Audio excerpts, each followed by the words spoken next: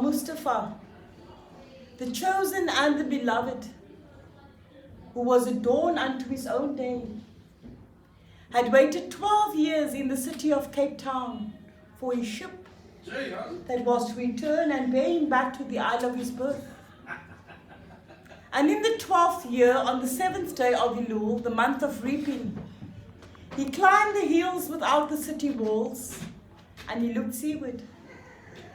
And he beheld his ship coming with the mists. Then the gates of his heart were flung open, and his joy flew far over the sea. And he closed his eyes and prayed in the silences of his soul. But as he descended the hill, a sadness came upon him, and he thought in his heart,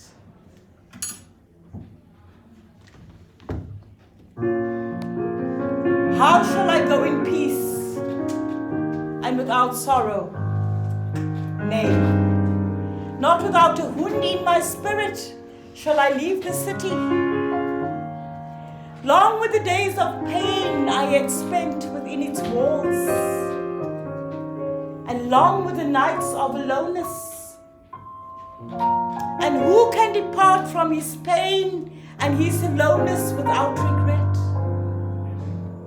Too many fragments have I scattered in these streets, and too many are the children of my longing that walk naked amongst these hills, and I cannot withdraw from them without a burden and an ache. It is not a garment I cast off this day, but a skin that I tear with my own hands. Nor is it a thought that I leave behind me, but a heart made sweet with hunger and with thirst. Yet I cannot tarry longer. The sea that calls all things unto her calls me, and I must embark. For to stay, though the hours burn in the night, is to freeze and crystallize and be bound in a mold. Fain would I take with me all that is here, but how shall I?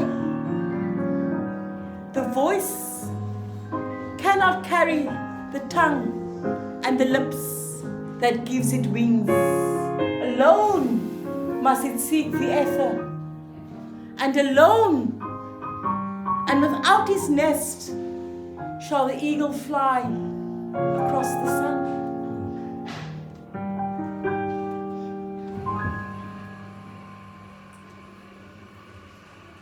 Now as he walked, he saw his ship approach the harbor, and upon its prow the mariners, the men of his own land. And his soul cried out to them, and he said, "Sons of my ancient mother, you riders of the tide, how often have you sailed in my dreams, and now you have come in my awakening, which is my deeper dream. Ready am I to go, my eagerness with sails full set awaits the wind. Only another breath will I breathe in this still air. Only another loving look cast backward, and then I shall come stand next to you, a seafarer among seafarers.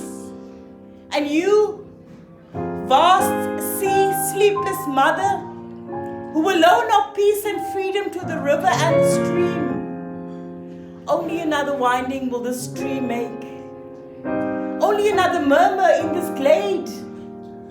And then I shall come unto you, a boundless drop unto a boundless ocean.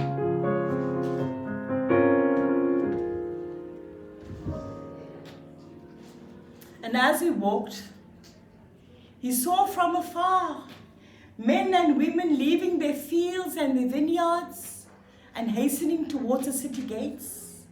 And he heard their voices calling his name, shouting from field to field, telling one another of the coming of his ship. And he said to himself,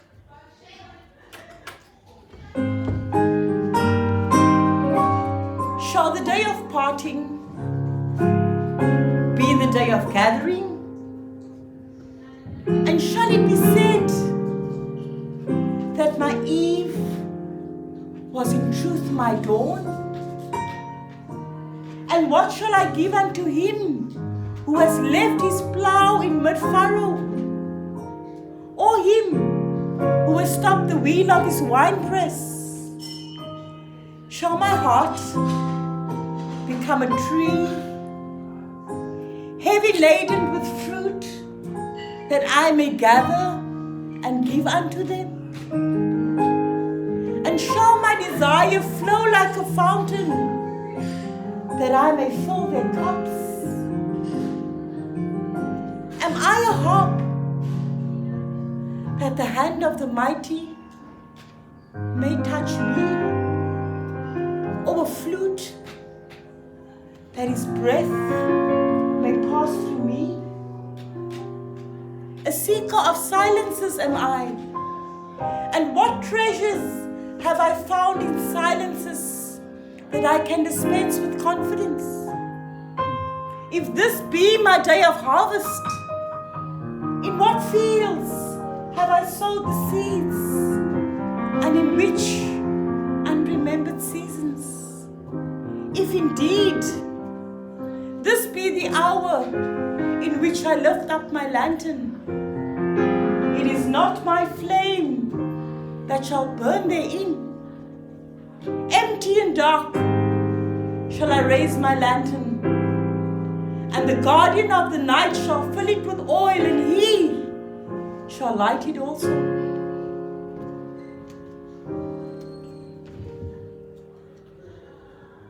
These things he said in words, but much in his heart remained unsaid, for he himself could not speak his deeper secret.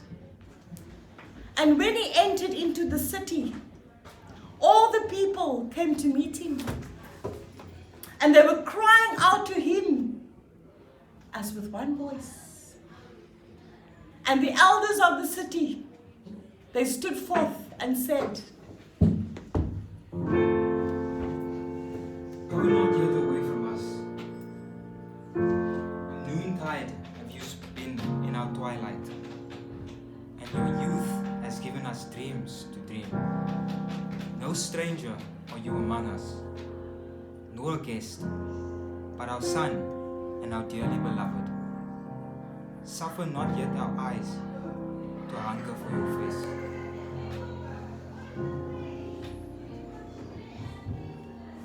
And the priest and the priestesses said unto him, let not the waves of the sea separate us now, nor the years you have spent in our midst become a memory. You have dwelled among us a spirit, and your shadow has been a light upon our faces. Much have we loved you, but speechless was our love, and with veils it had been veiled. Yet now it cries aloud unto you, and it stand revealed before you. And ever has it been that love knows not its own depth until the hour of separation.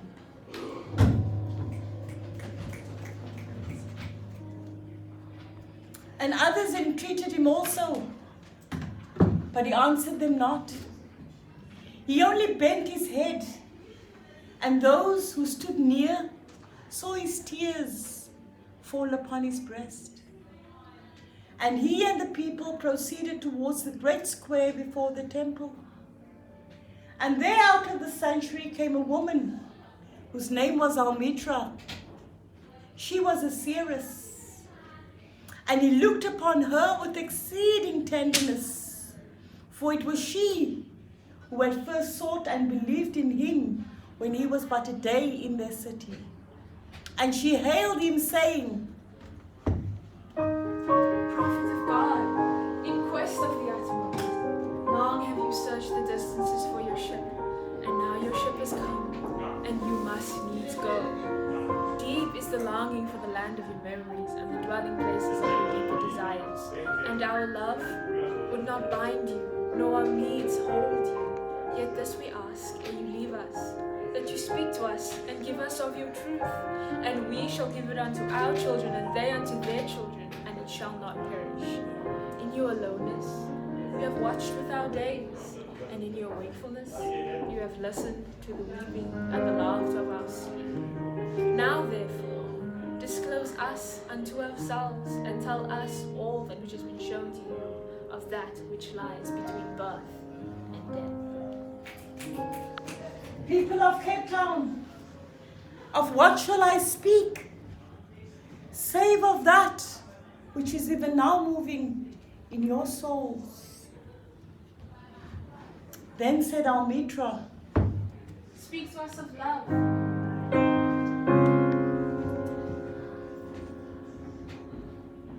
and he raised his head and looked upon the crowd. And there fell a stillness upon them. And with a great voice, he said, When love beckons unto you, follow him. Though his ways are hard and steep, and when his wings enfold you, yield to him. Though the sword hidden in his pinions may wound you, and when he speaks to you, believe in him. Though his voice may shatter your dreams, as the north wind lays waste the garden. For even as love crowns you, so shall he crucify you. Even as he is for your growth, so is he for your pruning.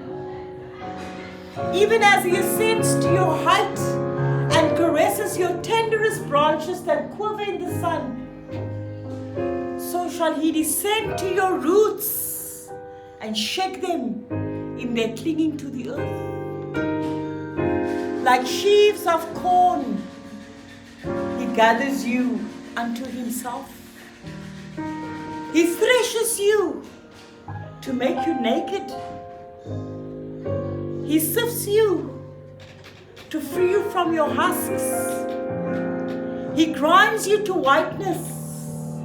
He kneads you until you are pliant. And then he assigns you to his sacred fire, that you may become sacred bread for God's sacred feast.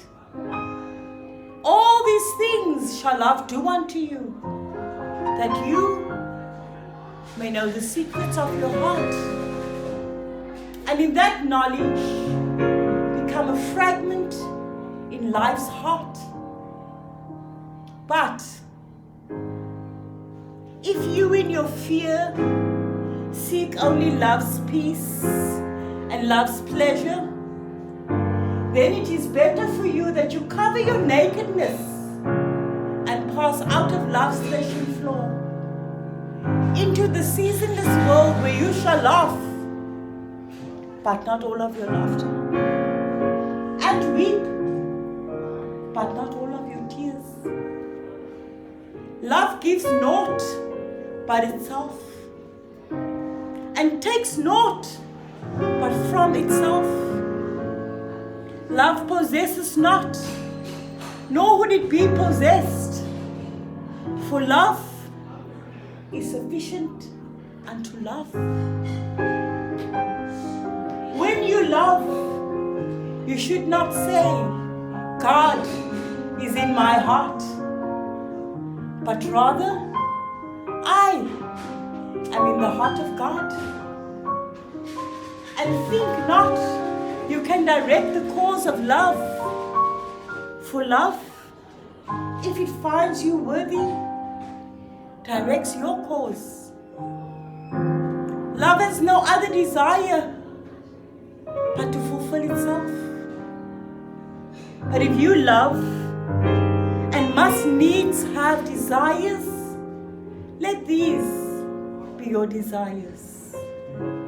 To melt and be like a running brook that sings its melody to the night. To know the pain of too much tenderness.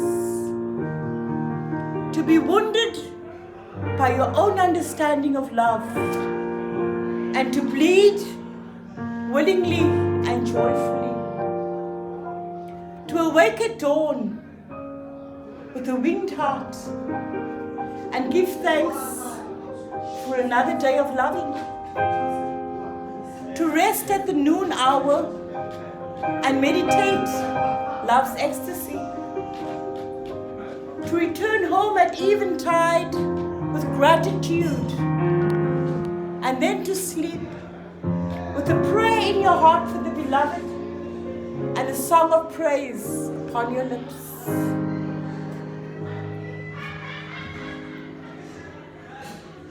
Then a woman spoke and said, "Speak to us of joy and sorrow." Your joy is your sorrow unmasked.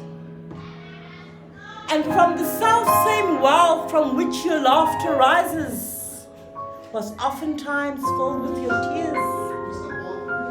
And how else can it be? The more that sorrow carves into your being, the more joy you can contain. Is not the cup which holds your wine the very cup that was burnt in the potter's oven? And is not the lute that soothes your spirit the very wood that was hollowed with knives? When you are joyous, look deep into your heart and you shall find that it is only that which has given you sorrow that is giving you joy. And when you are sorrowful, look again in your heart, and you shall see that in truth you are weeping for that which has been your delight. Some of you say, joy is greater than sorrow. Others say, nay, sorrow is the greater. But I say unto you, they are inseparable. Together they come. And when one sits alone with you at your board, remember, the other is asleep upon your bed. Verily you are suspended like scales between your joy and your sorrow. And only when you are empty are you at balanced and standstill. And when the treasure keeper lifts you to weigh his gold and his silver, needs must your joy and your sorrow rise and fall.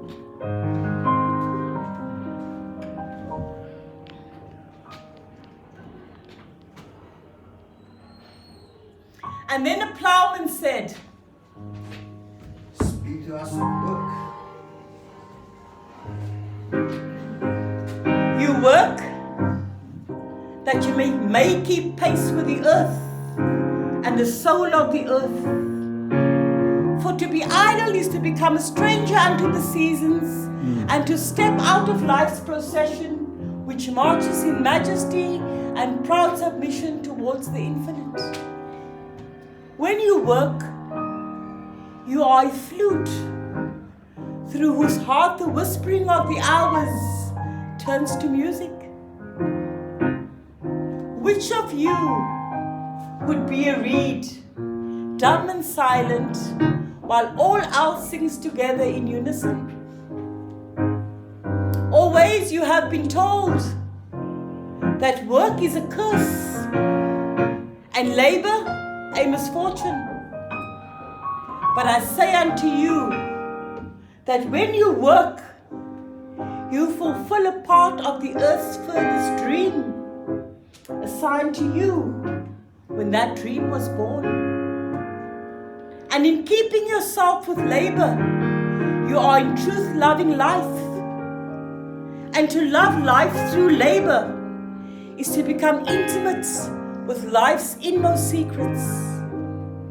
But if you in your pain call birth and affliction, or the support of the flesh a curse written upon your brow, then I answer you that naught but the sweat of your brow shall wash away that which was written. Also, you have been told that life is darkness, and in your weariness you have echoed what was said by the weary.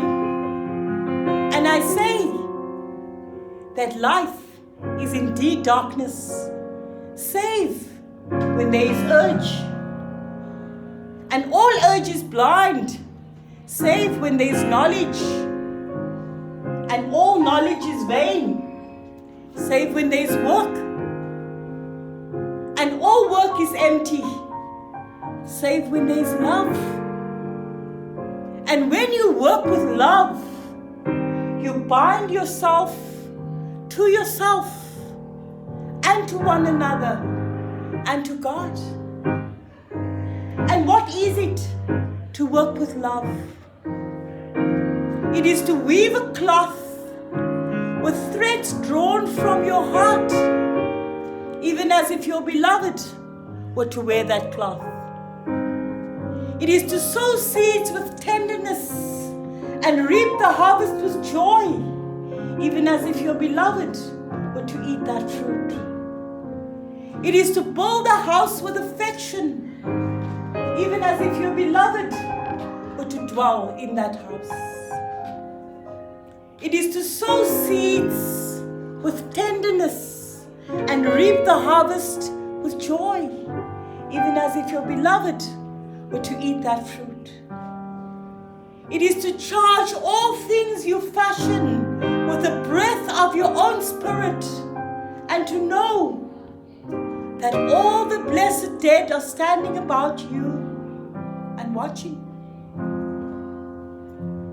Oftentimes have I heard you say, as if speaking in sleep, he who works in marble and finds the shape of his stone in his soul is more than he that plows the soil.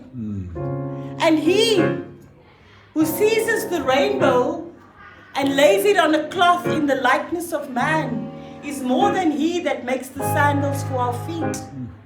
But I say that the wind speaks not more sweetly to the giant oak than to all the least of the blades of grass. And only he is great that turns the voice of the wind into a song made sweeter by his own loving. Work is love made visible. And if you cannot work with love and only with distaste, then it is better that you leave your work and sit at the gates of the temple and take alms from those who work with joy. For if you bake a bread with indifference, you bake a bitter bread that feed but half man's hunger. And if you grudge the crushing of the grapes, your grudge distills a poison in that wine. And if you sing though as angels and love not the singing, you muffle man's ears to the voices of the day and the voices of the night.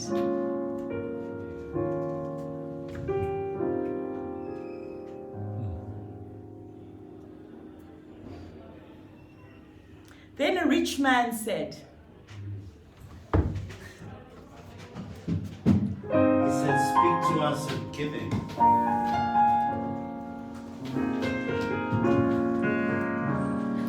You give but little when you give of your possessions.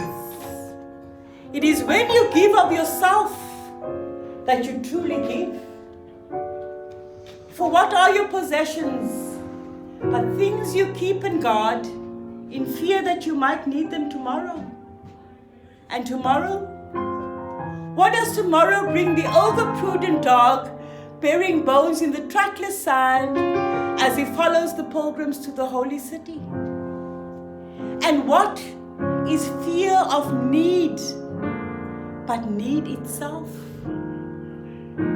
Is not the dread of thirst when your well is full the thirst that is unquenchable? There are those who give much, who give little of the much which they have.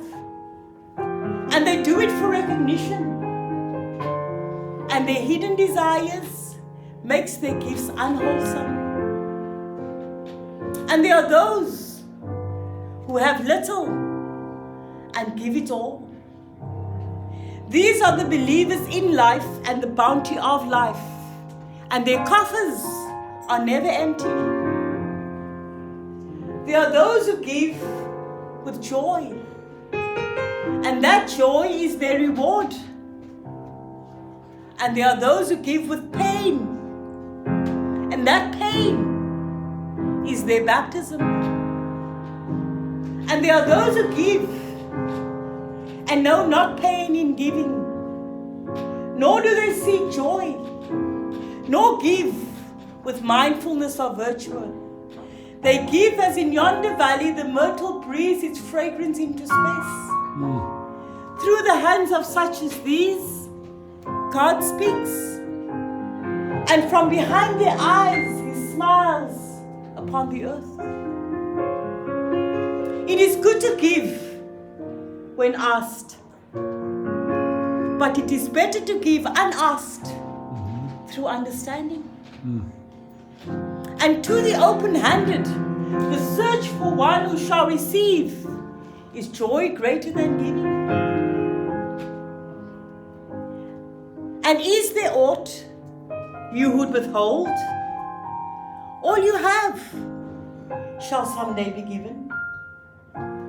Therefore give now, that the season of giving may be yours and not your inheritors. You often say, I would give, but only to the deserving. The trees in your orchard say not so, nor do the flocks in your pastures. They give that they may live. For to withhold is to perish. Surely He who is worthy of His days and His nights is worthy of all else from you. And he who deserves to drink at the ocean of life deserves to fill his cup at your little stream. And who are you that men should rend their bosom and unveil their pride, that you may see their worth naked and their pride unabashed? See first